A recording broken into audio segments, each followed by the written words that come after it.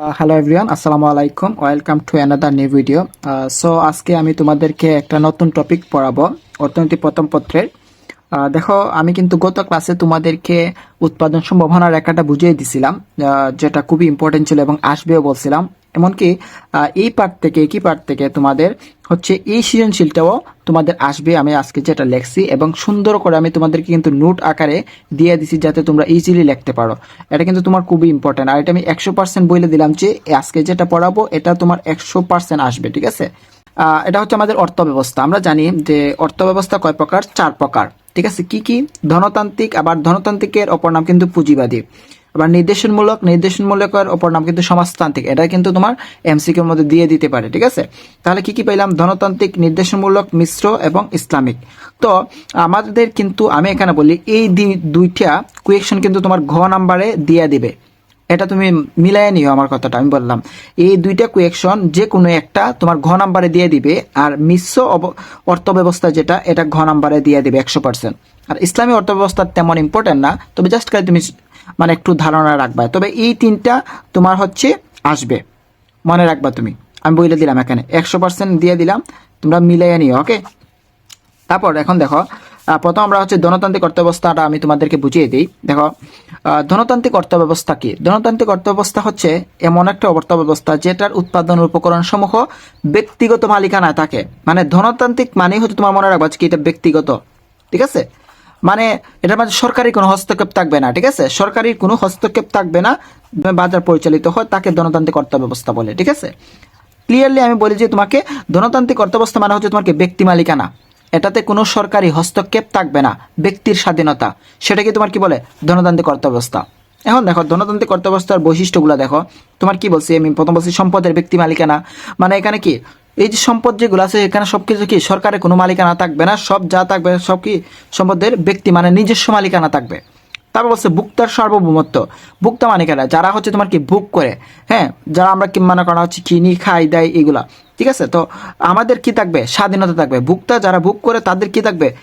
স্বাধীনতা থাকবে, তারা নিজ ইচ্ছা মতো, পছন্দ মতো যা ইচ্ছা ভোগ করতে পারবে, ওকে? তা বলছে কি তোমার স্বয়ংক্রিয় দাম ব্যবস্থা। এখন স্বয়ংক্রিয় দাম ব্যবস্থা মানে কি? স্বয়ংক্রিয় দাম ব্যবস্থা মানে হচ্ছে তোমার যে এটা সরকারে কোনো দাম নিয়ন্ত্রণ করে দিবে না। এটা হচ্ছে কি, ধরো হচ্ছে ক্রেতা এবং বিক্রেতার দর কষাকষির মাধ্যমে কি হবে? তোমার দাম নির্ধারিত হবে। ওইটাকে তোমার কি বলে? তোমার স্বয়ংক্রিয় দাম ব্যবস্থা। এটা কিন্তু ইম্পর্টেন্ট, এটা তোমার এমসিকিউতে দিয়ে দিবে যে স্বয়ংক্রিয় দাম ব্যবস্থাটা কোন অর্থ ব্যবস্থার উদাহরণ। তাহলে তুমি কি দিবা? যে ধনতান্ত্রিক অর্থ ব্যবস্থা, ওকে? তা বলছে অবাধ প্রতিযোগিতা। যেহেতু ধনতান্ত্রিক অর্থ ব্যবস্থা ব্যক্তি মালিকানায় বিদ্যমান, সেহেতু তোমার কি থাকবে? অবাধ প্রতিযোগিতা, যে কে কার থেকে কত বেশি উৎপাদন করতে পারে, কে কার থেকে কত বেশি দামে বিক্রি করতে পারে বা বেশি বিক্রি করতে পারে, সেজন্য কি তোমার অবাধ প্রতিযোগিতা থাকবে। তারপর বলছে কি সম্পদের শ্রেণী বিভক্তি। এখন এটা কিন্তু ইম্পর্টেন্ট, শ্রেণী বিভক্তি কোন অর্থ ব্যবস্থা থাকে? ধনতান্ত্রিক অর্থ ব্যবস্থা, মনে রাখবা। কারণ শ্রেণী বিভক্তিটা তোমার কিভাবে থাকে? যেহেতু সম্পদের ব্যক্তি মালিকানা বিদ্যমান, তার মানে কি প্রভাবশালী যারা আছে, তাদের যাদের টাকা বেশি আছে, তারা কি করে? আরো ধনী হয়। কিভাবে ধনী হয়? কারণ তারা তারা হচ্ছে তোমার কি, যারা গরিব শ্রেণী আছে বা মধ্যবিত্ত আছে, তাদেরকে তারা শোষণ করে। শোষণ করার কারণে তোমার কি দেখা যায়? তোমার হচ্ছে ধনী এবং দরিদ্র মানে সৃষ্টি হয়, মানে শ্রেণী বিভক্তি সৃষ্টি হয়। ধনী আরো ধনী হয়, দরিদ্র আরো দরিদ্র হয়। ওই সেজন্য তোমার কি হয়? সমাজে শ্রেণী বিভক্তি সৃষ্টি হয়। তারপর হচ্ছে মুনাফা অর্জন। এখন দেখো, ধনতান্ত্রিক অর্থব্যবস্থার মূল লক্ষ্যই হচ্ছে তোমার মুনাফা অর্জন, মানে মুনাফা অর্জন করতে হবে। তারপর হচ্ছে আয় বন্টনের অসমতা। যেহেতু ব্যক্তি মালিকানা, তাহলে তোমার কি হয়? আয় বন্টনে তোমার কি হয়? মানে সঠিক আয় বন্টন করা হয় না, ওইটাই। তাহলে দেখো, ধনতান্ত্রিক অর্থব্যবস্থা বুঝছো কিনা? এই স্টেপগুলো তুমি কি করবা? দেখো, তোমাকে যখন ঘ নাম্বারে ধনতান্ত্রিক অর্থব্যবস্থাটা আসবে, ঘ নাম্বারে, তখন তুমি কি করবা? যে প্রথম লিখবা ধনতান্ত্রিক অর্থব্যবস্থা কাকে বলে, তারপর উদ্দীপকের সাথে মিলাবা। মিলানোর পর ধনতান্ত্রিক অর্থব্যবস্থার কি দিবা? বৈশিষ্ট্য দিবা। দেওয়ার পর এই বৈশিষ্ট্যগুলো দিবা, আর এটা দেওয়ার পর একটু কি দিবা? সম্পদের ব্যক্তি মালিকানা লেখার পর তুমি কি করবা? একটু এটার উদাহরণ দিবা, একটু এক্সপ্লেইন করবা, ঠিক আছে? এরকম আমি কিন্তু তোমাকে বৈশিষ্ট্যগুলো এখানে লিখে দিছি, এই বৈশিষ্ট্যগুলো তোমরা দিবা, ওকে? তাহলে তোমরা কিন্তু ঘতে 3-3 পাবা। তারপর দেখো, তোমার হচ্ছে নির্দেশনমূলক বা সমাজতান্ত্রিক অর্থব্যবস্থা যেটা। এখন নির্দেশনমূলক অর্থব্যবস্থা হচ্ছে তোমার কি, যেটা হচ্ছে তোমার সরকারি। এটা হচ্ছে তোমার কি থাকবে? সরকারি থাকবে, সরকারি মালিকানা, ওকে? মানে আমরা আগে যেটা পাইছি এটা এটা কিন্তু এটা ধনতান্ত্রিকের বিপরীত হচ্ছে তোমার কি নির্দেশমূলক, মনে রাখবা। মানে ধনতান্ত্রিক আমরা পড়ছিলাম কি ব্যক্তি মালিকানা, আর সমাজতান্ত্রিক হচ্ছে সরকারি মালিকানা, ওইটার একদম বিপরীত। যে অর্থবস্তু উৎপাদন উপকরণ সমূহ ব্যক্তি মালিকানা নেই, তবে সামাজিক মালিকানা বিদ্যমান। আবার হচ্ছে তোমার কি উৎপাদিত সম্পদ মানুষের কাজের পরিমাণ এবং গুণ অনুযায়ী রাষ্ট্রীয় নিয়ন্ত্রিত এবং কেন্দ্রীয় পরিকল্পনার মাধ্যমে বন্টন করা হয়, সেটা হচ্ছে নির্দেশমূলক অর্থব্যবস্থা বলে। ঠিক আছে, তাহলে বুঝতে পারছো মেইন কথা হচ্ছে নির্দেশমূলক অর্থব্যবস্থা হচ্ছে কি তোমার সরকারি মালিকানা, ব্যক্তি মালিকানা নেই। ঠিক আছে, মনে রাখবা, এটা হচ্ছে তোমার কি সমাজতান্ত্রিক। এখন দেখো বলছি কি উদাহরণ বৈশিষ্ট্যগুলা, উপকরণের ব্যক্তি মালিকানা নেই।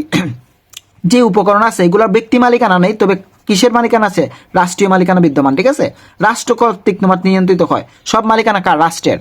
তারপর যৌথ ও রাষ্ট্রীয় মালিকানা বিদ্যমান, ওই যে আমি বললাম যেহেতু ব্যক্তি মালিকানা নাই, তার মানে কি রাষ্ট্রীয় মালিকানা তোমার কি থাকবে?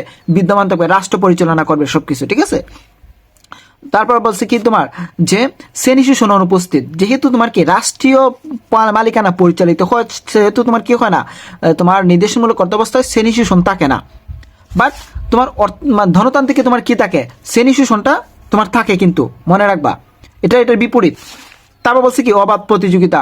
আমাদের দেখো ধনতান্ত্রিক অবাধ প্রতিযোগিতা ছিল, বাট হচ্ছে সমাজতান্ত্রিকে কি নাই? অবাধ প্রতিযোগিতা নাই, মানে অনুপস্থিত।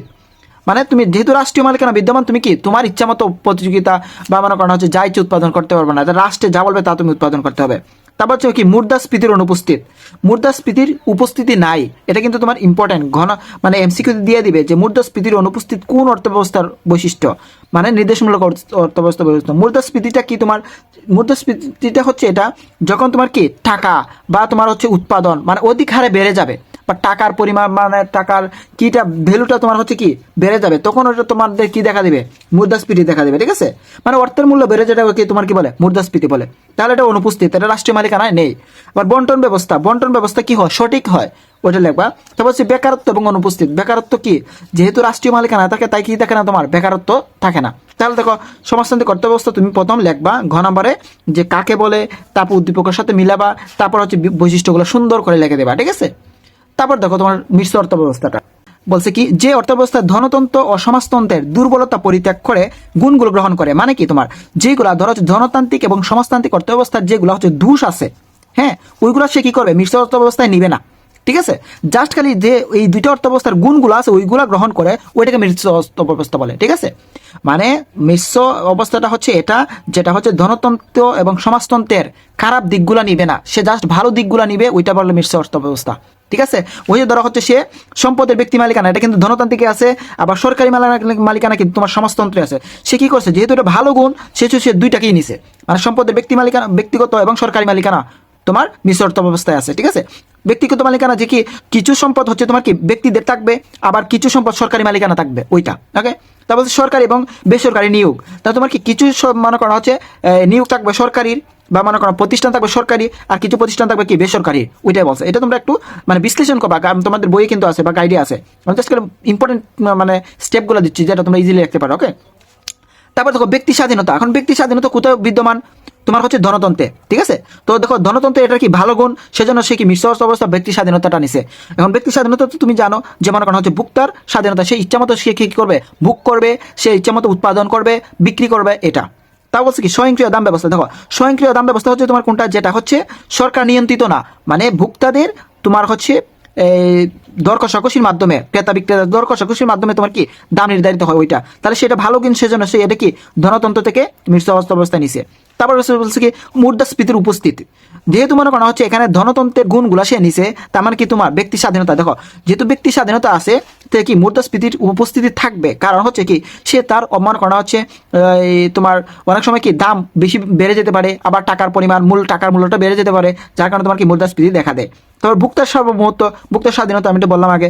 তো মুনাফা অর্জন, এটা কি ধনতন্ত্র থেকে নিছে। তারপর সম্পদের ব্যক্তি মালিকানা, তাহলে তো ওইটা আমি কিন্তু বলছি সম্পদের ব্যক্তি মালিকানাও আছে, আবার সরকারি মালিকানাও আছে। তাহলে তুমি এটা কিন্তু তোমার ঘ নাম্বারে 100% আসবে, ঘ নাম্বারে। ঠিক আছে, তো তুমি কি করবা? প্রথম লিখবা যে ধনতান্ত্রিক মিশ্র অবস্থা কাকে বলে, তারপর তুমি লিখবা সুন্দর করে এই স্টেপগুলো দিবা, দেওয়ার পর তুমি এই স্টেপগুলোকে এক্সপ্লেন করবা, ভালো করে সাজায় লিখবা। ঠিক আছে, তারপর তো আমি কিন্তু বুঝাই দিলাম তোমাকে তোমার কোনটা কিভাবে তুমি লিখবা। তাহলে তুমি কি করবা? এটার মাঝে ইজিলি তুমি কি পারবা যে ঘ এবং ঘটাতে 3 3 4 4 পাবা, যদি তুমি সুন্দর করে লেখো। ঠিক আছে, বা তোমাকে 3 3 3 6 দিতে পারে। ঠিক আছে, তো তো তোমার লেখার উপর ডিপেন্ড করে, কিন্তু মানে এই সৃজনশীলের উপর মার্ক পাওয়াটা তোমার লেখার উপর ডিপেন্ড করবে। ঠিক আছে, ওকে, আল্লাহ হাফেজ।